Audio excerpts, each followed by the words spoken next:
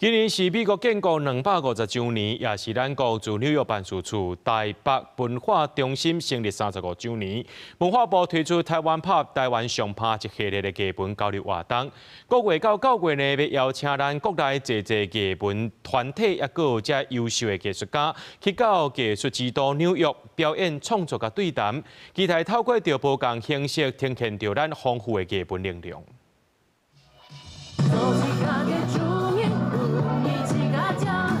變裝風俗以客語歌甲花布穿插展現自信甲水，這項元自西用來表演，但結合台灣元素，要去紐約區的東正大遊行，讓世界看到台灣的文化。另外，也有武進這出舞蹈作品，嘛要佇紐約區首演，以運用太極拳的動作，呈現在限制當中找出自由的議題。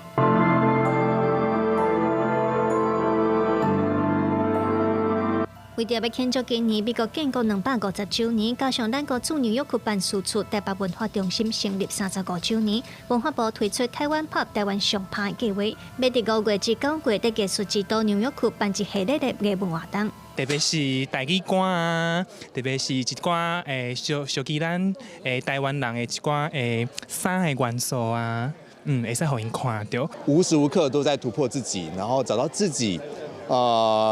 在限制之中，在困難之中找到自己自由的空間。文化部長表示，咱台灣發展到今受到美國真濟幫助，希望用藝文交流的方式祝福咱的友伴。那美國在台協會是強調，每一個世代都有維護自由的責任，未來才通繼續繁榮發展。戰後這一代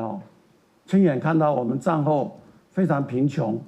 然後接受美元，回頭看你們會發現，台灣終於走到今天這個狀態了，非常驕傲。I would like to share a quote from one of our founding fathers, John Adams. He said, "I must study politics and war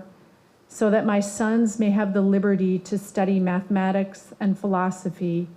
in order to give their children a right to study painting." They remind us that each generation bears the responsibility to safeguard freedoms. 那表演藝術，雲門舞集創辦人林懷民等人，嘛去紐約區參與藝術對談，嘛有台灣做表演藝術家，會佇咧保戲美劇街頭藝術節展現創作。文化部期待通透過不同形式呈現咱豐富的藝文內容。記者盧尚珠、鄭俊佑台北報道。